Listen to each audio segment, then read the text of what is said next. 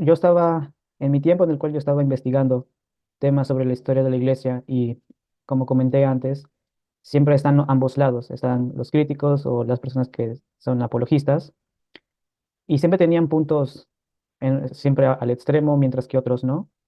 Y mientras estaba buscando argumentos o artículos que podían ayudarme a poder obtener mis respuestas, de la nada decidí googlear eh, It's Mormon Lies Debunked en inglés y salió esto.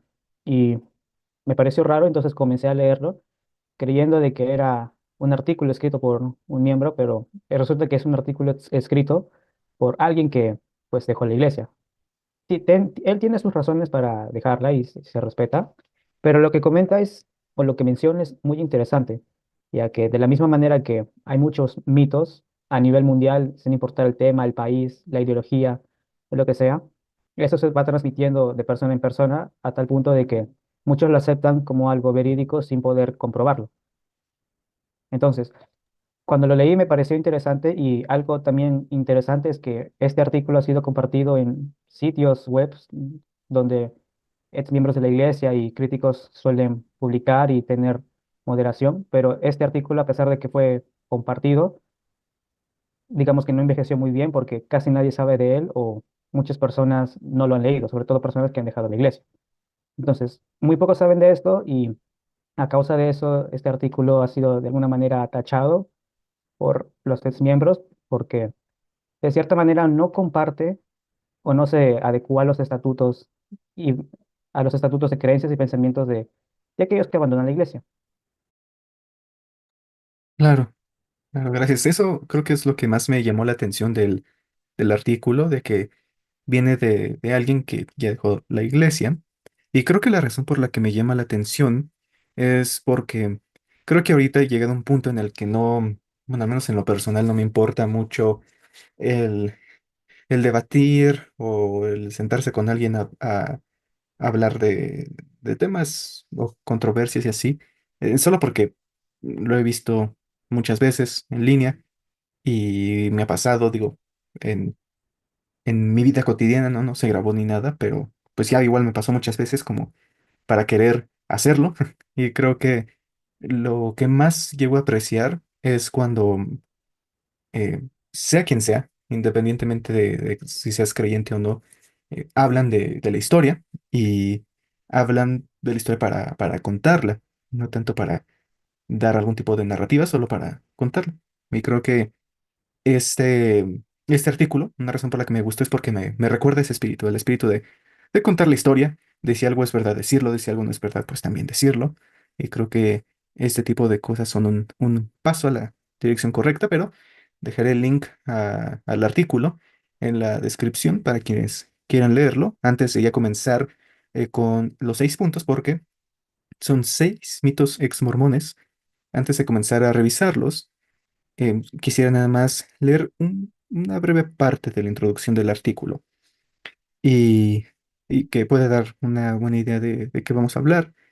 Y dice, ¿no? Dice, para mí y para muchos, una gran parte de transicionar en mi fe es encontrándome con muchos mitos que han salido del mormonismo. Y da algunos ejemplos, ¿no? De que Brigham Young se transfiguró a José Smith en Naboo, que un día quise hacer un video de eso, de las gaviotas y los grillos, del propósito de la poligamia, que era para cuidar viudas y cosas así. Y comenta, en algún punto tenemos que aceptar que algunas de esas historias simplemente no se ven reflejadas en el registro histórico, que la forma en la que podríamos revisarlo ahorita, ¿no? Y al final dice, estoy seguro de que escucharé alguno de estas cosas. No, espera, no, espera, leí mal, ahorita cortas. Ah, sí, dice, empiezo esta introducción porque sé que voy a recibir un poco de controversia por algunas de las cosas de las que hable. Algunas de esas historias son muy populares en los espacios exmormones y aprueba y fortalece los valores exmormones. Estoy seguro que escucharé de al menos uno de estos que no he refutado para su satisfacción. Para estos, les recuerdo que la transfiguración de Brigham Young tampoco se ha refutado, pero Es simplemente es un caso en el que la crítica histórica hace que no sea muy apoyada por las fuentes. Así que, de la misma forma, será con estos temas. Y dice, sin más que agregar, les presento los top 6 mitos ex-mormones. Así que, sin más que agregar, comencemos. Y Luis Enrique, ¿podrías presentarnos al primer mito? Claro. Entonces, el primer mito que comienza aquí, el artículo, dice lo siguiente, que la falta de descendencia de José Smith con sus esposas plurales, porque sabemos que José practicó la poligamia, se explica por su asociación con un abortista. Lo que menciona en un pequeño resumen, el artículo menciona de que esto es un mito por los siguientes factores.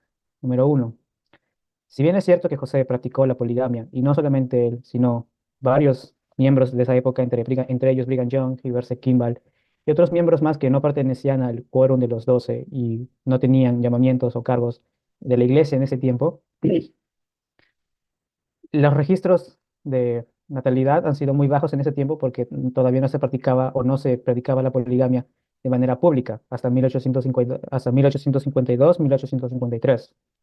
Y el mito que aquí el que escribió el artículo menciona es que la razón por la que no hay descendencia por parte de José Smith es porque estuvo con un abortista.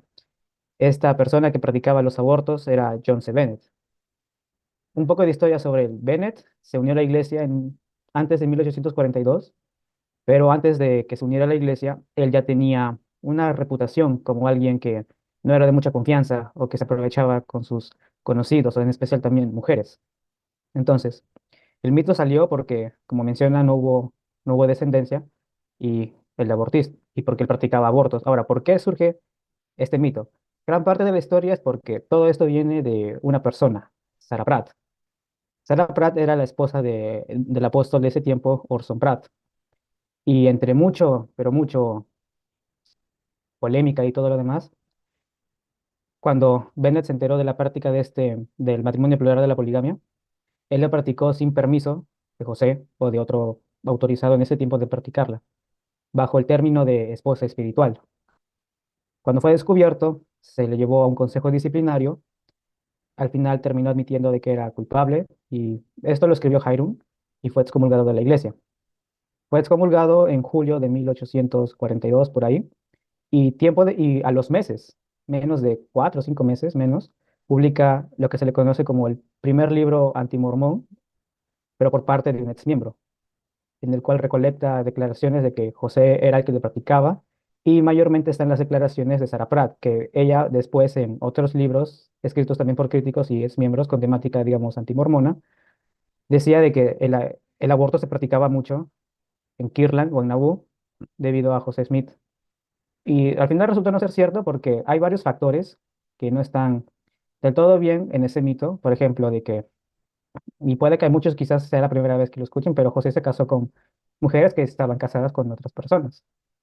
Y varias de estas mujeres ya estaban embarazadas y la mayoría se casó antes de que Bennett fuera excomulgado. Ahora, en base a este mito, como lo menciona, José no tuvo descendencia. Se han realizado pruebas de ADN también a lo que vendrían a ser ciertos posibles descendientes de José, aparte de su esposa Emma, que resultaron ser negativos. Sí, sí, perdón. Se me quitó aquí el mouse por un segundo, pero ahorita que comentas esto, creo que en este punto en específico, algo que se me viene a la mente es que ahorita, porque esto se escribió en 2019, hace ya 5 años, entonces, desde entonces creo que hemos podido tener una mejor comprensión de por qué esto no es muy probable. Y en el artículo da una lista déjame contarles bien rápido, de 9 esposas que José pudo haber tenido en esa fecha. Y al revisar toda la lista, como comenta este chico que escribió el artículo, hay dos que eran solteras. Entonces, él comenta que como un no creyente, dice que para él la explicación más obvia es de que si una de ellas se embarazaba, eh, podría ocultarlo con que estaba casada, como David, ¿no? David y Betsabé en la Biblia, de que se embaraza, pero entonces hace un tipo de complot para que el esposo de Betsabé piense que es su hijo, pero cuando eso no funciona, pues lo mata literalmente. Así que digo, aunque yo no creo en esa, en ambos casos, aún viéndolo como un creyente, como no creyente, el aborto en estas mujeres es poco probable. Y de hecho, estuve revisando las fechas y se me fueron. Voy a agregarlas en la descripción, pero recuerdo que las dos mujeres que ahí eran solteras, igual se casaron en un momento en el que no hubiera sido tan posible tampoco que John Bennett ya estuviera en buenos términos con José, porque él se fue de Naboo en mayo de 1842, pero ya desde hace tiempo antes estaba pues ya siendo juzgado por lo que había hecho, ya no estaba en buenos términos con José. De hecho, de lo que había investigado, porque todo esto también tiene que ver un poquito con lo de Carthage, cuando estuve leyendo de ese video, decía que hasta John Bennett no se fue de Naboo hasta que pensó que los danitas lo iban a matar, que eran como un grupo de antihéroes, miembros de la iglesia que querían hacer justicia de mano propia. Y, y entonces eso hace que la fecha límite en la que tal vez eh, John pudo haber hecho algo de esta índole, pudo ser a inicios, tal vez del 42, pero ahí ya deja muy cerrada la ventana de tiempo. Entonces tampoco lo veo de esta forma. Y en cuanto a las acusaciones de la poliandría, espero que se pronuncie así, es que, por ejemplo, Don Bradley, que es conocido por su investigación de las 116 páginas, pero últimamente ya más en cuanto a la poligamia, él ha hecho algunos estudios interesantes en cuanto a Fanny Alger, la primera esposa de José, que igual tendrá su propio video, pero también en cuanto a Sina Huntington, que es una de las esposas que está en esta lista, y de cómo las fechas que le damos a su matrimonio eh, varía mucho y también depende mucho de gente que dice, pues sí, en el 41, ¿no? Y entonces, digo, esto ya es para su propio video, pero tomando ciertas cosas que comenta, es que viendo realmente cuándo pudo haber sido, basado en lo que la gente iba diciendo, a veces decían que fue en la casa de alguien, pero le daban una fecha en la que todavía ni siquiera se había construido esa casa. Entonces, o fue en esa fecha en otro lugar, o fue en ese lugar, pero en otra fecha. Entonces comenta que más o menos viéndolo de esa forma, fue Sina fue creo que su primera esposa y llevaba como 7 meses de embarazada. Y de igual forma de que algunas de las primeras esposas ya estaban embarazadas. Entonces es igual, tanto descarta el aborto porque ellas sí estaban embarazadas, descarta el, el de si se embarazan puedo ocultarlo porque ya están casadas, porque ya estaban embarazadas. Digo, uno podría decir que tal vez ya tuvieron un amorío antes y que como se embarazaron, pues aprovechó, pero eso ya es muy teórico para mi gusto, ¿no? Tal vez ya es mucho de teoría tras teoría, pero el chiste es que incluso con esta nueva evidencia veo que no hay casi nada, o no hay ninguna opción en la que pudo haber pasado. Y como comenta Sarah Pratt, de que eh, John Bennett les mostraba su hospital y decía, mira, aquí es donde hago abortos para José, ¿no? O, por ejemplo, no me acuerdo si fue William Law o también Sarah Pratt, que dice que nos estaban inclinando y dice, casi casi con las tijeras en las manos, ¿no? De, estaba haciéndole un trabajito a José, acabo de acabar o algo así. Pero nuevamente la línea de tiempo no tiene mucho sentido. ¿Y cómo se explica eso? Pues la verdad es un poco de anomalía, por lo mismo porque estas listas no concuerdan y nuevamente no es tanto un lado apologista porque no hay gente que no cree que tampoco concuerda con esas conclusiones.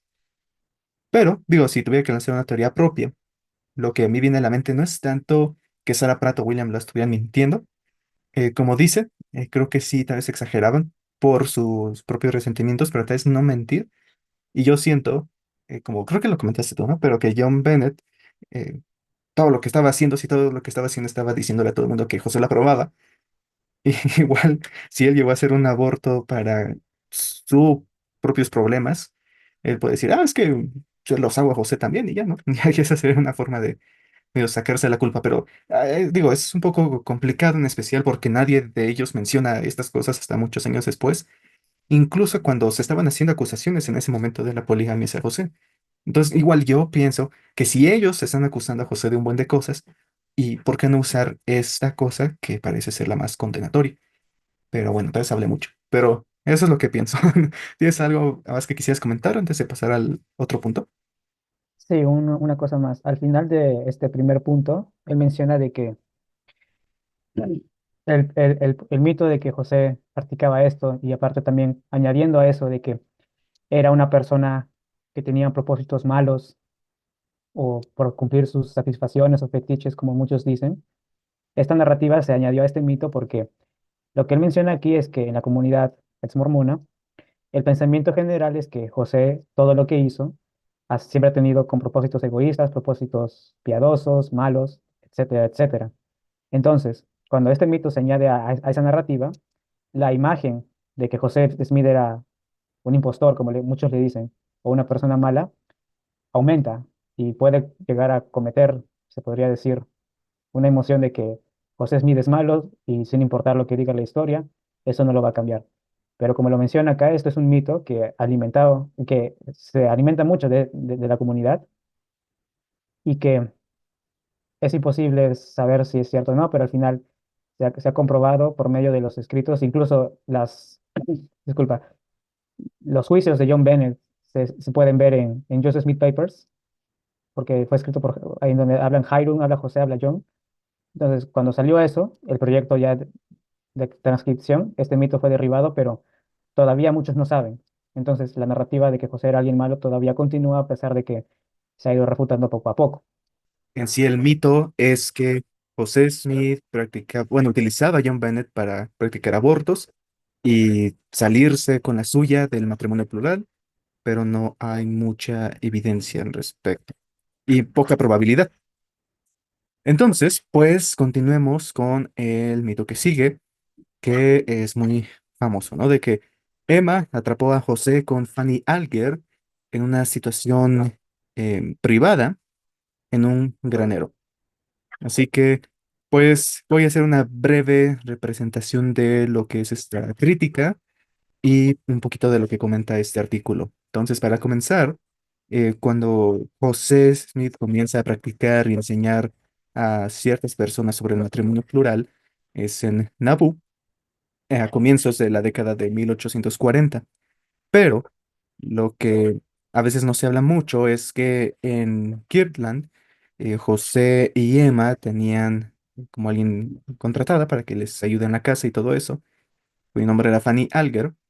Y en algún punto es echada de la casa de los Smith, bueno, donde se están quedando los Smith. Y de ahí comienza a haber rumores de que tal vez estaba un amorío entre José y Fanny y todo esto. Y pues causa un buen delata. Eventualmente es una de las razones principales por las que Oliver Cowdery deja la iglesia. Y hasta ahorita, debido a que hay unos años de diferencia entre este incidente y ya la que se comienza a practicar la poligamia, está esta idea de que pues José Smith nada más tuvo un amorío y le fue mal y, y ya intentó salvarse el pellejo. Y años después lo intentó otra vez, pero ya le salió bien, ¿no?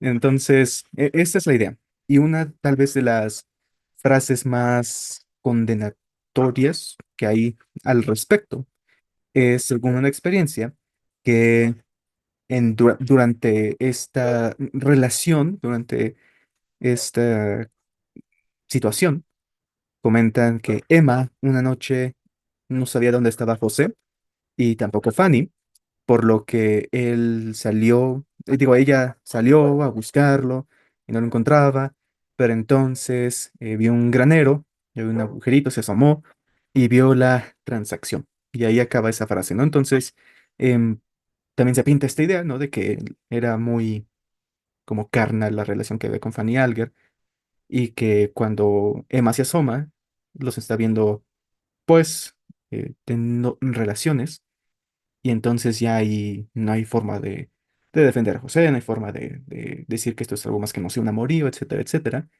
Y también, dependiendo de cuándo José pudo haberse casado con Fanny, porque muchos dicen que fue por 1833, 3 años antes de la restauración de las llaves de sellamiento en el templo de Kirtland, y dicen, ah, bueno, entonces ni siquiera tenía las llaves para sellar, entonces, ¿cómo esto pudo haber sido un matrimonio plural? Y aparte, en 1833, Fanny Alger tenía 16 años, lo cual hace que suene peor. Pero, pues ahorita, con mucha historia que igual tiene su propio video, es más probable que esto sucedió en 1836. En especial, digo, una de las muchas razones es porque en 1837 es cuando esto comienza a medio sonar junto con la falla del barco de Kirtland. Y entonces, nuevamente, no es muy probable que hubieran tenido una memoria de 4 años y que apenas se estaba dando cuenta. Yo creo que si hubiera habido algún tipo de relación hubiera sido fácilmente descubierta, lo cual, eh, con otras cosas, que igual no hay mucho tiempo para hablar de todo eso, pero pronto hablaré de eso en un video. La fecha tentativa que algunas personas como Don Bradley le ponen es en 1836, cuando ya tiene 19 años. Entonces, digo, es mejor que 16 y es un tema un poco a veces complicado, pero el mito que se va a refutar es este incidente en el granero. Pero tú síguele, Luis Enrique, que nos dice el artículo sobre ese incidente. Claro, el artículo hace mención sobre una carta que William McLellan, un poco de contexto, esto lo escribe cuando él había sido, mucho tiempo después de que él haya sido excomulgado de la iglesia, y esta carta no va dirigida a Smith o al público en general, va dirigido a un descendiente directo de José Smith III, y se la da porque en ese tiempo la iglesia restaurada de Jesucristo de los Santos de los Últimos Días, creo que ahora se llama Comunidad de Cristo, pues no, ellos no sabían que José había practicado la poligamia, el matrimonio plural. Y se menciona de que tanto él como otros misioneros por parte de ese grupo estaban saliendo a predicar y un desafío que tenían era que todos decían que José practicaba la poligamia por eso. Y esto es debido ¿por qué? Resulta que cuando Emma se quedó en Nabú, junto con otro grupo, hay declaraciones de que Emma no le había enseñado esta práctica a sus hijos. Entonces, se enteraron por agentes externos como McLellan y otros más. Entonces, se puede llegar a la conclusión de que McLean y otras personas que estuvieron con José en ese tiempo exageraron sus declaraciones y rumores para hacer quedar mal a José, porque difamar se puede decir que es muy fácil. Entonces el artículo menciona esa parte. También menciona de que lo que ocurrió en el granero no fue lo que se menciona que fue una relación, sino fue como una ordenanza, un matrimonio plural, pre-recepción de las llaves. Y esto es más que nada dicho o declarado por creo que Levi Hancock, no sé si estoy diciendo bien su nombre, Levi Hancock. Entonces, cuando él habla, obviamente mucho tiempo después, esto quiere decir algo. Y esto también va para los futuros matrimonios de José, es que siempre había alguien que lo sabía y que él estaba presente, o alguien estaba presente, un familiar o un miembro, para poder presenciar la ceremonia. Entonces, el artículo es muy corto, creo que es el más corto en base a los demás tops o mitos que se muestran aquí. Y también es porque las únicas declaraciones en base a esto solamente son de McLellan, que fueron dadas a José Smith III, que fue publicado también en periódicos en ese tiempo que tenían una agenda en contra de la iglesia en ese tiempo, y obviamente se difundió muy rápido. Pero debido al contexto de que McLellan estaba excomulgado, de que Emma negó la poligamia hasta cierto tiempo, se puede decir de que lo que ocurrió aquí es más lo segundo por parte de Levi Hancock, que fue una ceremonia más que una relación. Y también hay varios factores que en lo personal hace falta investigar, como por ejemplo, por cuánto tiempo miró o en qué parte también del granero se podría decir que estaban ellos para diferenciar, porque hace falta muchos detalles o información extra que podemos decir que McLellan no ofrece y ya sería especular decir cuál sería el propósito de que ocultar esa información o solamente diga hasta cierto punto. Sí, y creo que nada más para concluir, un par de cosas que igual se me hacen importantes para eh, confiar o no en esta historia, es que, por ejemplo, la razón por la que el autor del artículo comenta que es un problema, este artículo dice, el primer problema, como tú bien dices, es que dice que Emma le confirmó esta historia en 1847, 3 años después de la muerte de José. Para este tiempo, Emma negaba muy vocalmente la relación que tuvo José en la poligamia, y se lo negaba a todos, hasta a sus hijos. Dice que es difícil de imaginar que le estaba negando a todo el mundo, pero le hizo un favor a McClellan, ¿no? Dice que algunos apologistas escriben que su relación entre los dos fue muy de choque y dice que está basado en un diario de alguien que comenta que escuchó de Emma que McClellan les había robado. Entonces, igual, aunque esa historia en sí no tiene mucha corroboración, eh, como dice, lo voy a tomar con un grano de sal. Sin embargo, hemos tenido eh, como más relatos del conflicto que hubo con Fanny Alger, mejores que los de William McClellan. Y entonces, nuevamente, creo que, aunque sí voy a hacer un video después, ya con todos los detalles de Fanny, algo que sí se me hace claro es que independientemente de si José estaba tratando de solo engañar a su esposa o no, eh, la familia con la que Fanny se fue cuando le echaron de la casa de los Smith, dice que, y ahorita estoy citando a Chauncey Webb, en- dice, José Smith se selló en secreto a Fanny Alger. Emma estaba furiosa y echó a la chica, quien fue incapaz ¿cuál es la palabra?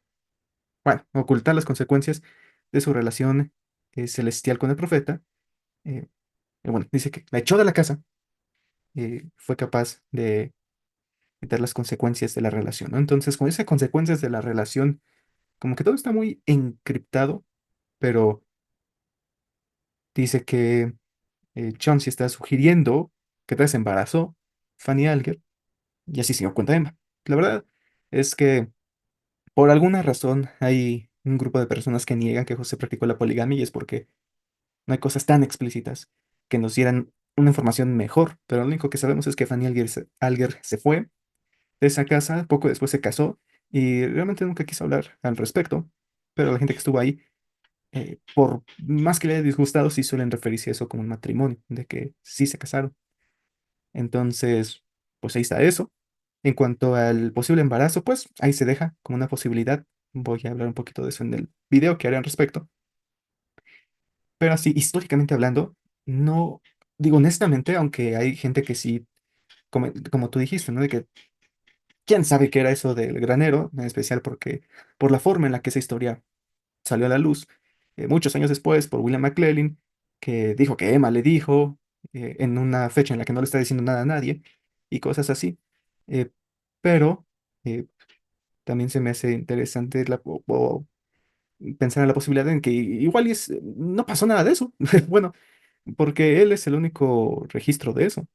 Entonces, igual ni siquiera sabemos si ese evento pasó. Ahora, con decir que quién sabe si ese evento pasó, tampoco lo digo como para decir que, eh, no sé, todo esto es mentira en Timor y quién sabe qué no, sino nada más de que ese evento, pues tampoco tiene una gran evidencia que digamos. Pero, ¿quieres decir algo más antes de ir al otro punto? No solamente apoyar de que, como tú mencionas, la única información, digamos, que se ha expandido más fue por parte de McLean, y en base a la omisión de datos e información no se puede obtener una visión completa.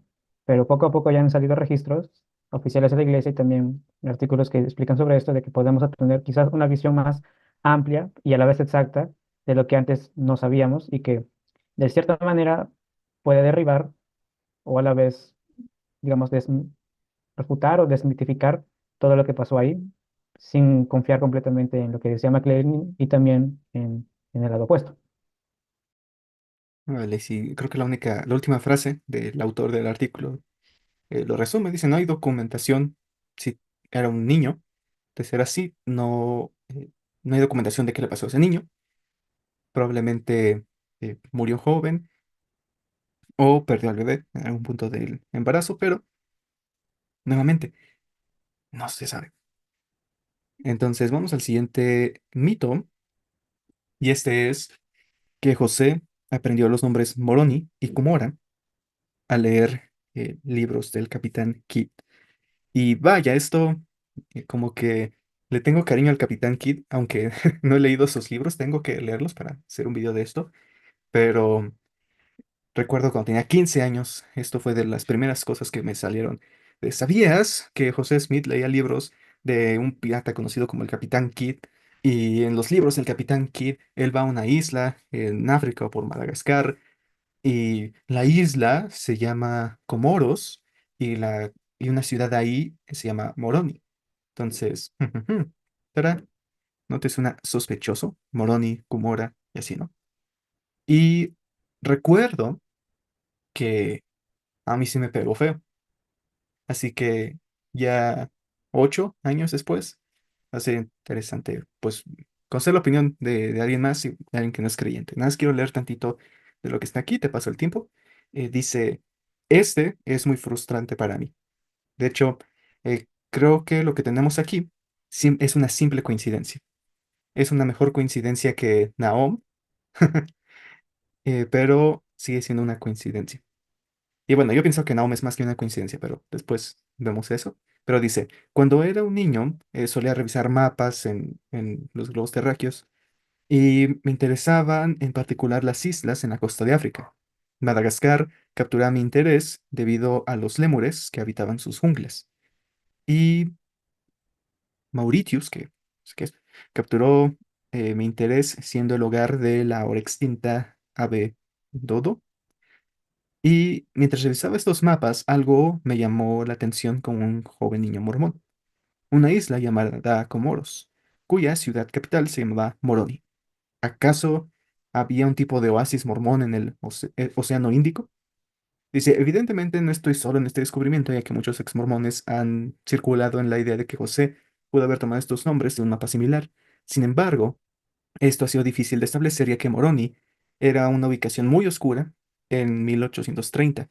Comoros, de hecho, es un grupo de islas y Moroni no era un lugar muy importante en ese entonces, siendo considerado de un porte inferior. De hecho, el autor de un artículo que está dando aquí trata de encontrar un mapa contemporáneo que lo incluyera y falló. Y cita diciendo, no hay ningún mapa pre-1830 que muestre Moroni como el nombre de un lugar o de una isla. Y, y dice, entonces, ¿dónde entra el Capitán Kidd?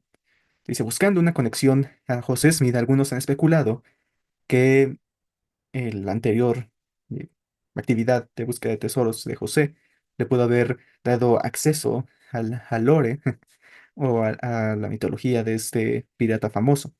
Es verdad que las islas en cuestión eran buscadas por piratas durante la época dorada de los mismos.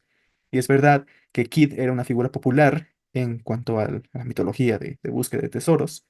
Y la conexión entre José Kidd y estos libros viene del libro de 1867 de Pomeroy Tucker. Y ya bien rápido, nada más quería leer esto para dar un poco de contexto. Dice, José creció y aprendió a leer de forma comprensiva y está más calificado que su hermano mayor, incluso que su padre, y este talento era muy devoto, ya que él se buscaba obras de ficción y tomaba intereses en los dime novels, que según yo son como libritos muy chiquitos y baratos, y dice, las historias de Stephen Burroughs y el Capitán Kidd y otros parecidos presentaban grandes como hechizos y, no, hechizos no, como que encantaba mucho a su mente que se iba expandiendo.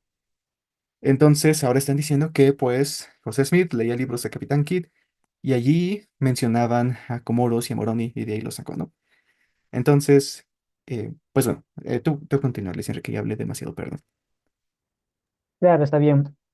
También cuando leí esto, comencé a hacer una investigación y algo que me impactó mucho fue de que, si bien, como tú mencionas y también el artículo, de que existían estos lugares, pero no eran muy conocidos, un punto en el cual yo me gustaría poner es que algo que interesa mucho es la pronunciación. Por ejemplo, Comoros, traducido al español es Comoras.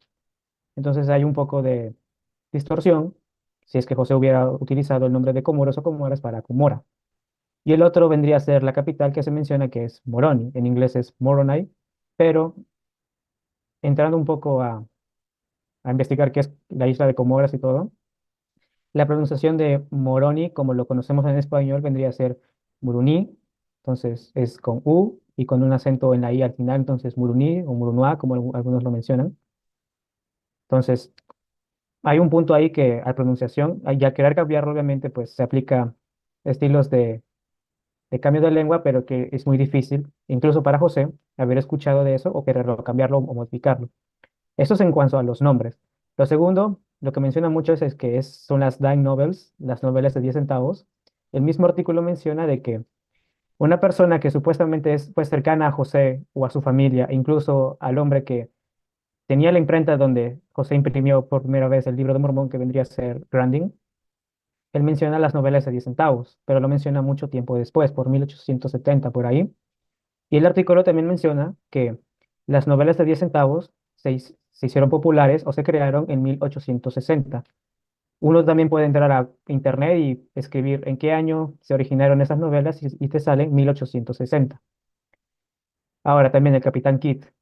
Este es digamos, para tener un poco más de contexto con el mito, muchos creían de que donde José estaba, él había dejado un tesoro, de acuerdo a los muchos viajes que él realizaba. Y investigando un poco, gran parte de su tesoro o fortuna lo había escondido en lo que es actualmente Nueva Escocia. Nueva Escocia está al norte de Estados Unidos, por territorio canadiense.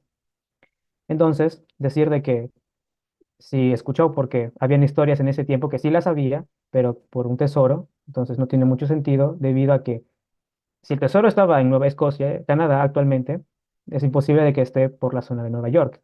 Se habían creado mitos en base a eso y por eso la búsqueda de tesoros se hizo muy conocida, no solamente por él, sino también por tesoros de colonias españolas y otros lugares más. Pero regresando al punto principal, solamente era eso un poco para tener un poco más de contexto. El libro fue escrito por la persona que cita, el autor se llama Pomeroy Tucker. Como mencioné, era una persona que supuestamente estaba cercana a los Smith y a Grandin, que fue el que imprimió el libro de Mormón, su imprenta, pero solamente menciona eso. Pero también, entrando un poco más en el libro, no menciona muchos detalles sobre la vida de Smith, solamente podemos decir que es lo mismo de que su familia tenía una mala reputación y que debido a las visiones de José, la gente tenía una cierta imagen de él como alguien visionario y alguien no muy creíble.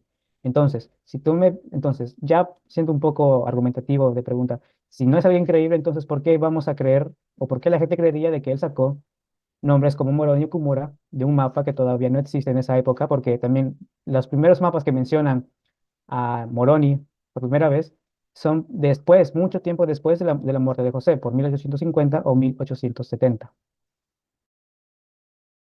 Sí, sí, creo que nada más como, pues la palabra, como tapa al tema es que comenta, como tú decías, ¿no? De que no están los mapas, no hay una conexión clara. Muchos dicen que el Capitán Kidd había visitado Comoros, por lo que de seguro de ahí lo sacó.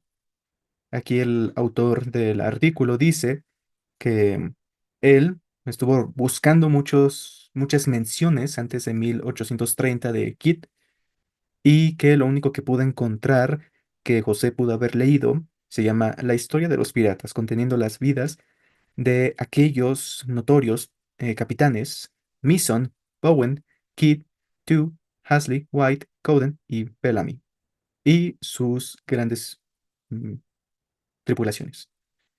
Entonces, dice que aquí puede ser, él dice que el capítulo que habla de Kidd menciona que Kidd, y cita, a veces tocó la isla de Moila y a veces la de Johanna. Entonces, Moila y Johanna son referencias a dos o tres islas de las islas Comoros. Desafortunadamente, ni la palabra Comoros ni Moroni aparecen en el texto. Así que probablemente José no la vio en un mapa ni la obtuvo de un libro, definitivamente no lo consiguió de una novela. Está la posibilidad de que lo haya escuchado de una historia, o si hubiera habido un mapa o un libro que no conozcamos, pero la evidencia simplemente no está ahí. Por más intrigante que sea el match, por ahora solo es una coincidencia. Ahorita estuve leyendo el artículo textualmente. Entonces, sí, sí, la verdad es que cuando lo ves así es como, ah, caramba, pero nuevamente concuerdo con esta persona, no he visto ninguna conexión. Cuando alguien habla de conexiones con el libro de Mormón y otras cosas, hay argumentos críticos que veo más convincentes. En algún momento hablaré de ellos, pero pues este no es uno de ellos. Y creo que también cabe mencionar que las ciudades que están al lado de Moroni se llaman muy parecidas. No me acuerdo bien de los nombres, pero era como mucho Oroni o Oroi o cosas así. ¿Tú te acuerdas? Claro, el punto es que termina en ni. Sí. Entonces, muchas parecidas, por lo que Moronis solo está ahí. Así que, por ahorita coincidencia, pero continuemos.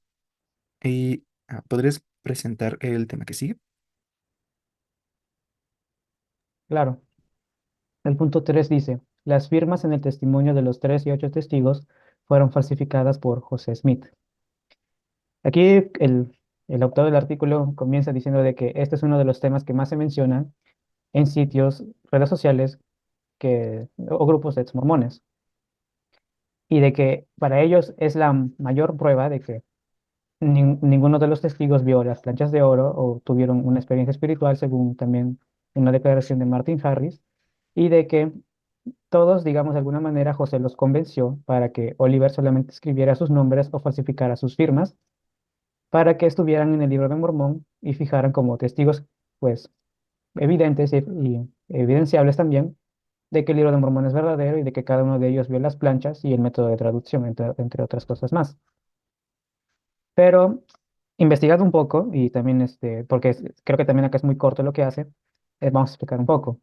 Cuando se termina de traducir el libro de Mormón, luego viene lo que es que los testigos ven las planchas y luego cada uno, pues, digamos, confirma su testimonio de que vieron las planchas, las tocaron o que José se las mostró.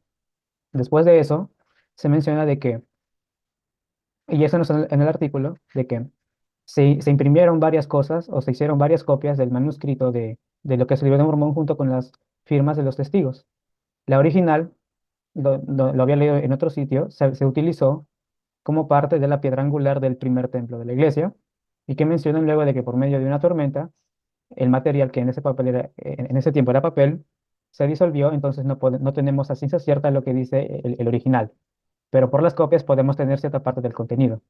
Ahora, lo que muchos se menciona y que incluso hay una foto que muchos dicen de que como es la letra de Oliver Cowdery, tanto en el contenido del testimonio como de los testigos es similar, que pudo haber sido falsificada, eso se ha desmentido, ya que eso era la versión que Oliver había preparado para enviársela al señor Grandin, el de la imprenta, para que pudiera comenzar a imprimir y publicar lo que es el libro de Mormón. Sí, y dame un segundo bien rápido, voy por algo que quiero mostrar.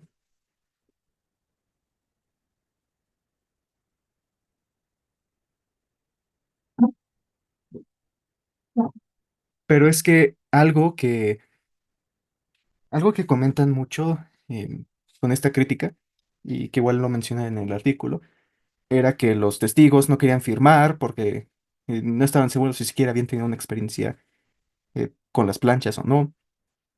Y bueno, mucha gente usa esto para decir que no, es que los 8 testigos estaban en un cuarto y José sacó una caja y les dijo, ¿ven las planchas? Y dijeron, no, no vemos nada. Y luego dijo, no, pongan atención, ¿sí la ven? Y de repente dijeron, ah, no, sí, las veo. Y todos, ah, sí, se ven bien bonitas. Y muchos dicen que así fue, ¿no? Pero ese registro, nuevamente un día haré video de eso, pero viene del gobernador Ford, el gobernador de Illinois. El que iba a saber, bueno, la verdad, voy a investigar un poquito más para rastrear bien de dónde salió eso, pero cuando se cita del gobernador Ford de Illinois, entonces no le veo mucha credibilidad, en especial cuando nadie de los testigos menciona algo así. Pero nada más quería comentar que en este libro, digo, ahorita no recuerdo en qué parte está para buscarlo, un caso para el libro de Mormón de Tader Callister, cuando habla de los testigos, para comentar, ¿no? De esto de que se estaba, mm, como que estaban medio dudosos si firmaron o no. Muchos dicen que cuando hay evidencia de esto es para decir, ja, ven, no tuvieron experiencia con las planchas, no las vieron, no las tocaron, porque si así hubiera sido, no hubieran dudado. Entonces, muchos utilizan esto para, pues justamente, atacar la credibilidad de su testimonio, si tenían miedo de firmar eso. Digo, nada más para eso, digo, ya no lo encontré, pero voy a poner la cita en la descripción, pero básicamente David Whitmer le daba pena firmar, bueno, le daba pena dar su nombre al mundo porque sentía que las cosas que se mencionaban en el libro de Mormón, como las civilizaciones inteligentes y cosas de ese tipo, sonaban muy locas porque era muy contrario a lo que ellos creían de los nativos americanos. Ellos pensaban que la gente no se iba a burlar de ellos. Y José dice que José le dijo que en su tiempo eh, se iba a saber de civilizaciones mucho más numerosas de las que se tenían en cuenta en ese entonces, y que se podría saber dónde vivían, dónde adoraban y cosas así. Y depende de cómo lo veas, uno podría decir que eso sí pasó, que ahorita, desde ese entonces para acá, de pensar que la gente que vivía en el continente estaba muy tonta y era muy poquita, a ver que eran millones y tenían desarrollo similar al de los egipcios.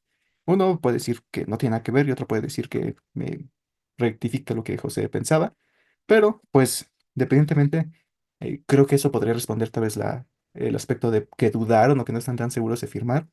Y otra cosa, como por ejemplo, yo creo que esta crítica es la más simple o la más fácil de ver como mito, porque como tú dijiste, o sea, fue un manuscrito que preparó Oliver Cowdery, ¿no? Es como cuando tú haces una tarea y pues copias del texto para acá y lo entregas y dices, pues hice un resumen de un libro de quién sabe qué. No, no puedo ser el libro de tal persona porque lo escribiste tú. Y bueno, sí, pero es un, es un resumen. Es que se me hace como esta crítica del libro de Mormón. Déjenme verlos bien rápido, pero aquí, cuando está la introducción del libro de Mormón, y que es la de un registro escrito por la mano de Mormón y todo eso, aquí en la edición de 1830 al final dice por José Smith, autor y propietario.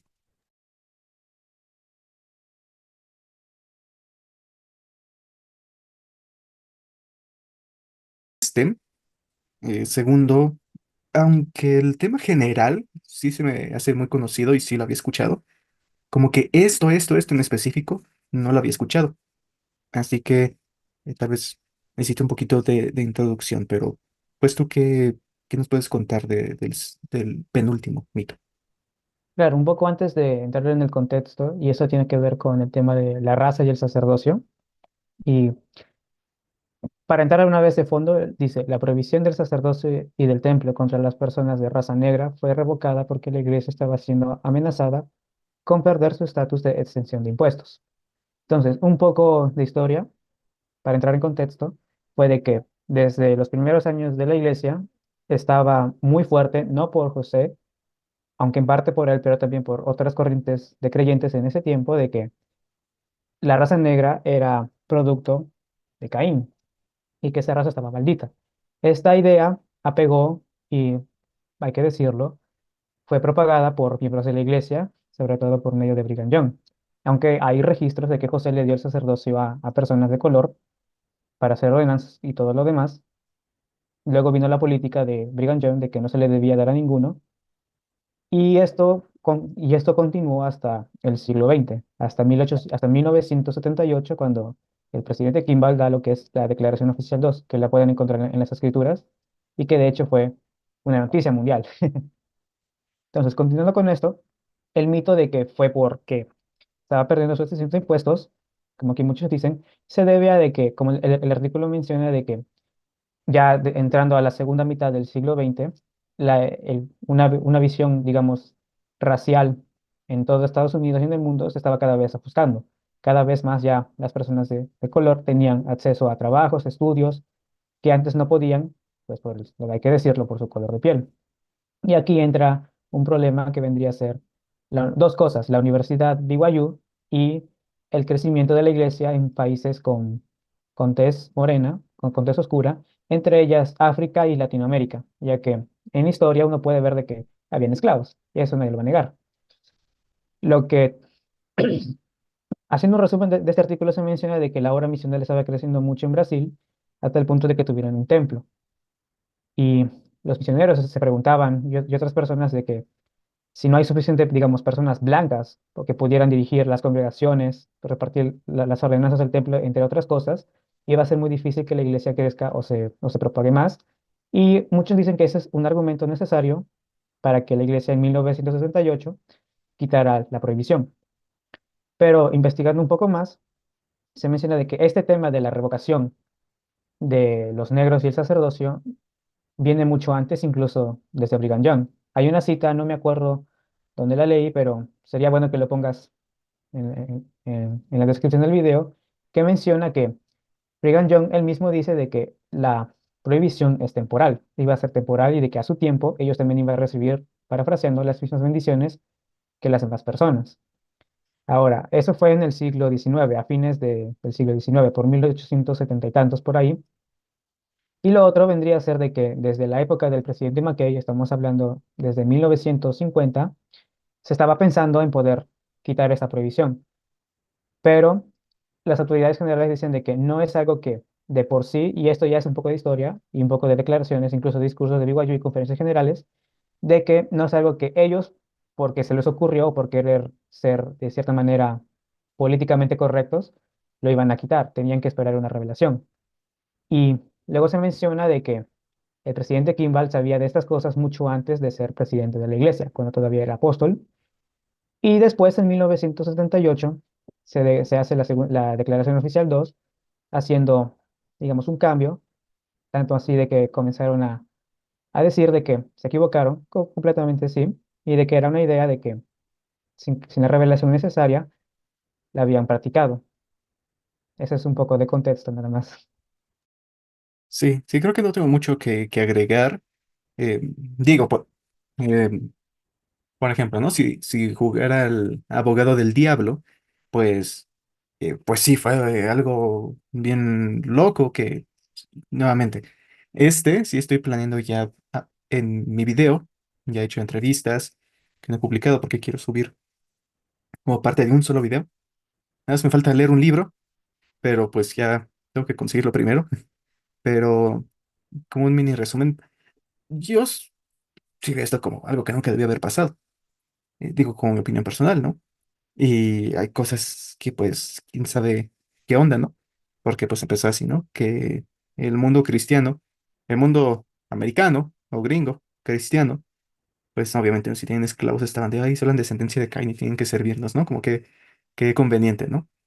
Y nuevamente, que no solo eso estaba mal, sino también los matrimonios interraciales. ¿Por qué? Porque pues, por latosos y por ignorancia. Entonces, obviamente, al refutar este punto en específico, yo no digo que de repente estuvo viendo algo así. Simplemente que decir que fue, porque igual como aquí dice el artículo, la idea de que esta era una batalla con el SAT de allá, de, de que les iban a quitar el derecho de ser libre de impuestos por no ser inclusivos en la universidad, tanto en la iglesia, con relaciones interraciales, de igual forma que con aplicantes a las escuelas y así. Dice que realmente no hay ninguna evidencia de una amenaza política en ese aspecto. Al final comenta esta persona que, digo, como comentas, tal vez eso es en lo que más diferimos, en que eh, está esta idea, ¿no? De que se iba a revocar cuando hubiera una revelación al respecto, que oraban, preguntaban a Dios y esperaban, ¿no? Eh, Digo, yo hablaré un poquito más de esas cosas y de mi opinión en el otro video, pero solo que cabe aclarar que, aunque la forma creyente tal vez es verlo así, como revelación que se iba a dar, el autor de este artículo lo ve que lo más probable es que simplemente era mucha presión y al final pues nada, tuvieron que ceder y ya. Pero en ambos casos, ninguno fue por por amenazas de pagar impuestos o algo así. Pero pues eso ya nos lleva al último artículo. Y pues este se me hizo interesante. Yo aprendí de esto como hace un par de años. Son de esas cosas que escuchas, pero como escuchas demasiadas cosas, no investigas todas porque a veces se te olvidan. Esta fue una de las que se me olvidaron hasta hace poco. Pero pues te doy el tiempo, Luis Enrique, de cuál es nuestro último mito ex mormón. Claro, dice lo siguiente. Dice, José Smith fue cubierto de brea y plumas en represalia por seducir a Marinda Johnson. Acá se menciona, ver un poco de contexto, y esto sí sale en varios medios visuales de la iglesia, de que José fue bañado en brea y plumas, pero solamente se menciona eso, como una versión muy rápida y resumida, y de hecho muy, muy resumida que omite ciertos detalles, y que es necesario tener esos detalles para poder llegar a la razón o el propósito de por cuál fue llevado a eso. Se menciona aquí de que Marinda Johnson era la hija de Luke Johnson, uno de los apóstoles en ese tiempo, y que en 1832 supuestamente intentó seducirle a ella como parte de su práctica de matrimonio plural, aunque no está muy en claro en eso, y que la gente disculpa, y que la gente de alrededor de Missouri, no, perdón, creo que sí, Missouri, ¿verdad? Perdón, perdón. Ohio, ¿en qué? Ah, ya, perdón, ya. Ya, la gente de ver de nuevo. Entonces, después de enterarse de este supuesto rumor, la gente de Ohio se enteró y una forma de castigar a José, y no solamente a él, sino también a Sidney Rigdon, ya que también lo incluyen, lo bañaron en brea y quisieron castrarlo, como una prueba o una lección de que no se metan con la gente de Ohio, o simplemente porque esto suena adúltero, o simplemente de una persona que no está bien mentalmente, así hay que decirlo. Pero aquí el artículo menciona y cita a varias personas que estuvieron ahí o que conocen hechos de eso. Y uno de lo que menciona es una persona llamada Simon Ryder, que en 1868 menciona de que una de las razones, posibles razones por las cuales José Smith y Sidney fueron bañados en brea y plumas, fue porque la iglesia comenzó a crecer mucho. Y una muestra de eso es que las personas que se bautizaban o se hacían miembros de la iglesia viajaban a Ohio como parte de que tenían que reunirse. Y aquí menciona que la gente, entre ellos las personas que bañaron a José de Brea, tenían el complot o la teoría de que muy pronto todo Ohio, o sobre todo el pueblo, que aquí mismo dice Missouri, se iba a ser un pueblo completamente mormón o mormonita, que en ese tiempo se le llamaba así, de que muy pronto iban a llegar tantos de que les iban a echar de su pueblo o de sus tierras y que se iban a apoderar. Y que esa fue una razón por la cual ellos le hicieron eso a José. Después menciona una cita de S.F. Whitney, menciona que fue hermano de Newell Nidwell, que menciona porque habían alquilado una propiedad y la gente estaba enojada porque no estaban de acuerdo con José, ni con lo que él enseñaba, ni con el libro de Mormón, ni con los miembros. Y que una forma de querer asustarlo, querer hacer de que él y la iglesia se fueran de Missouri, era haciendo eso. Después, en mucho tiempo, ya una persona que aquí el mismo artículo menciona, Clark Braden, menciona que la acusación de que porque mancharon o bañaron a José con eso fue por el tema de Marinda Johnson. Entonces, aquí el artículo menciona de que el tercero suena, digamos, más convincente para alguien que hay que decirlo, no está de acuerdo con la iglesia, con José, y se entiende de que se quiere ir por un relato que diga que recibió su merecido por hacer algo malo o porque quiso aprovecharse y no le salió y le salió el tiro por la culata, por así decirlo. Pero siendo un artículo o una declaración muy tardía, incluso más tardía que las otras dos razones, hay que dudar un poco debido a que se está haciendo muy tarde para poder explicarlo, y aquí la fecha menciona 1884. Ahora, mucho antes de esto, de este artículo, yo hice una investigación y ya a fines del siglo XIX, que vendría a ser desde 1870 hasta 1900, se produjo lo que yo le llamo un fenómeno de que comenzó a surgir lo que es la literatura con temas de la iglesia, mayormente promovido por personas de otras corrientes religiosas. No voy a decir sus nombres porque no me gusta acusar o señalar, porque sé que eso no es correcto, pero de que tanto autores de libros como de temática de ficción, historias ficticias, pero basadas en tiempos reales, y otras personas comenzaron a publicar estos temas, sobre todo relacionados con el matrimonio plural y con lo que ocurría y con las ceremonias del templo. Entonces, viendo esta declaración de 1884 que se hizo en ese periodo, podemos decir de que debido a la popularidad, de que cualquier cosa que José Smith hubiera dicho o lo hubieran inventado, exagerado o quizás tergiversado, la gente se lo iba a creer debido a que en ese tiempo, como lo mencioné, estaba de moda tocar esos temas como ahora. Sí, y creo que en especial en cuanto a esto, con Marinda, nada más quisiera leer un poquito en cuanto a lo último que dice aquí el artículo sobre el tema. Dice, es tentador ver el intento de castrar a José y su eventual matrimonio con Marinda, para este entonces ya tiene unos veintitantos. Se puede concluir que este motivo es verdadero. Aparte del hecho de que quien lo cuenta es la única persona que lo está contando, dice, también tenemos que tomar en cuenta de que él es una fuente ya tarde y no directa, es indirecta, y que, y que Miranda ni siquiera tenía un hermano llamado Eli, como se acusa. Los intentos de castración siempre fueron descritos en el contexto de asustar a José y a Sidney para que se fueran de Hiram, de donde estaban, porque pensaron que estaban tratando de robar propiedad.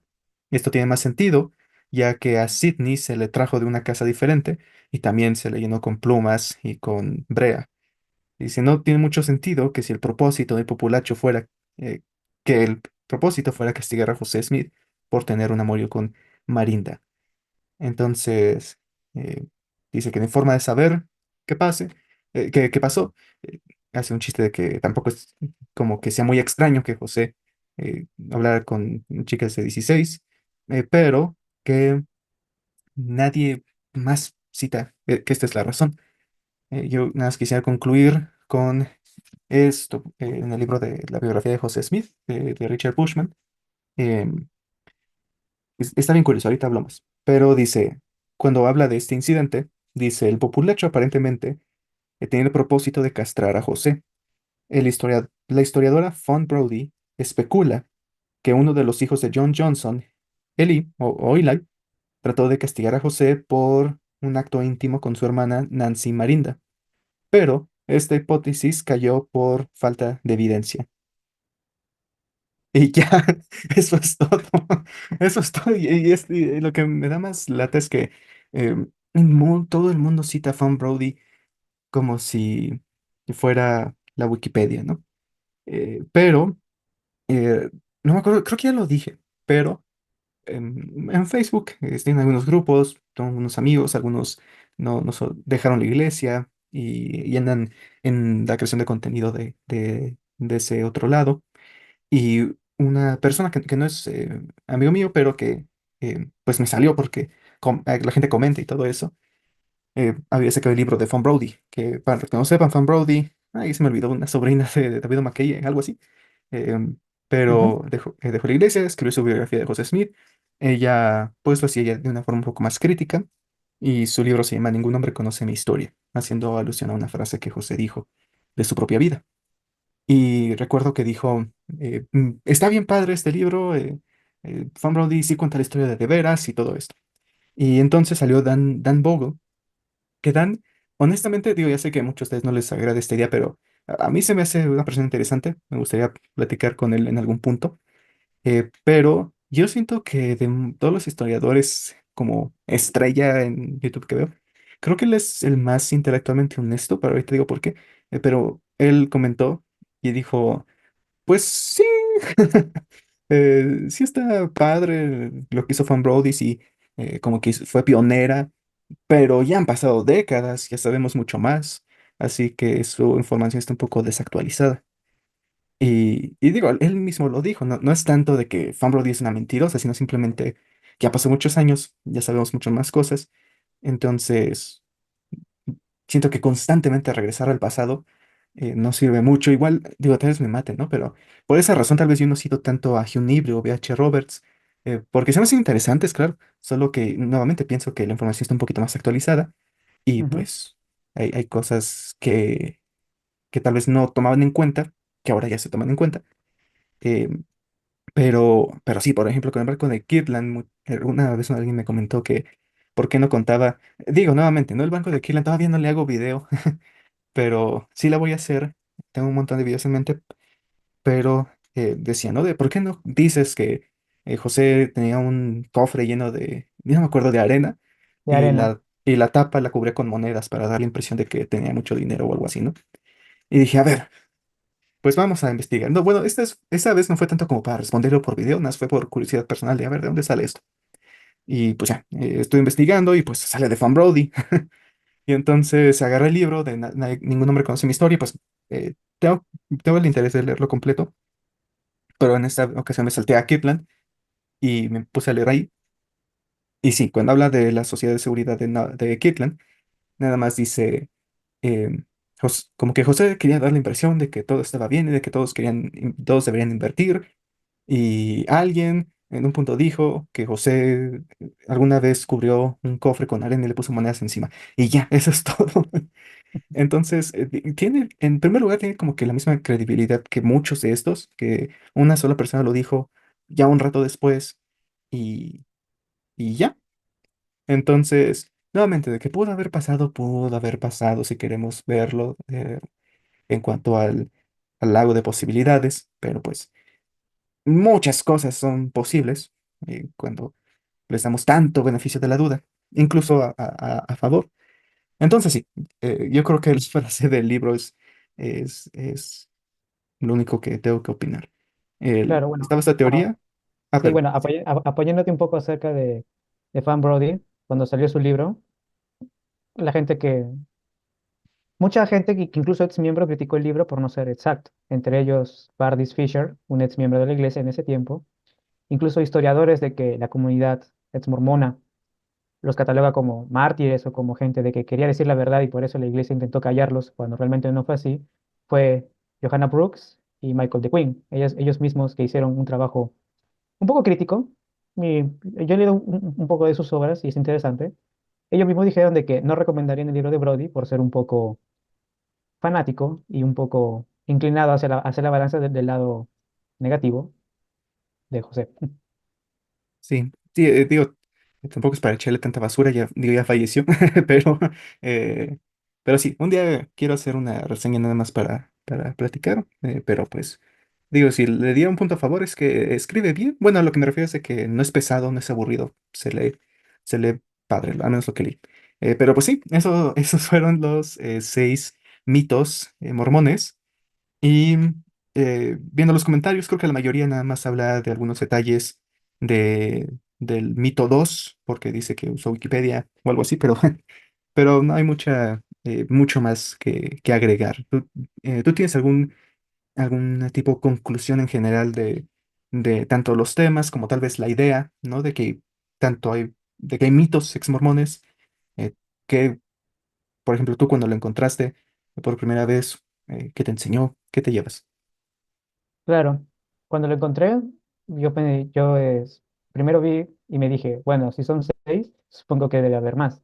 Pero solamente, como el blog ya está abandonado, solamente hizo esa parte.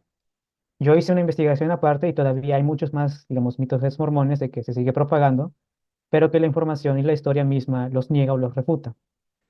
Pero lo interesante de este artículo es que a pesar de que, digamos, es un ex miembro, él tiene esa valla alta de ser lo más honesto posible en base a la información disponible. Y como comenté al principio y como tú comentas en los comentarios, se ve que el artículo no fue muy bien recibido en la comunidad de ex mormones, hasta el punto de que creo que sí, y esto solamente es por especular, creo que si le preguntas a alguien y le envías esto, es muy probable de que te diga que no es cierto o que lo que menciona ahí es un miembro disfrazado de ex miembro, es una teoría nada más de que muchos dicen. Pero esto me da un poco de calma, por decir, porque hay gente que ya dejó la iglesia, pero se trata de ser honesta y trata de ver el lado bueno. Sabemos que hay muchas gamas y nada más. Y para concluir, bueno, esto demuestra cuando alguien hace una investigación objetiva y honesta y no se deja llevar por prejuicios, que esto también hay que aplicarlo por el lado creyente, porque historia es historia, no lo podemos negar, no podemos cambiarlo, solo queda aprender nada más.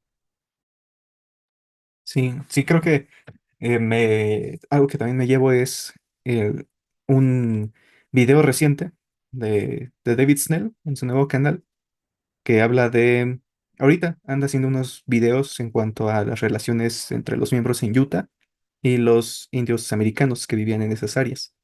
Y y recientemente hizo un video en el que habla de este mito de que Brigham Young invitaba a los miembros de la iglesia a meter pedazos de vidrio en los costales de harina y dárselo a los nativos americanos, pues para matarlos y deshacerse de ellos.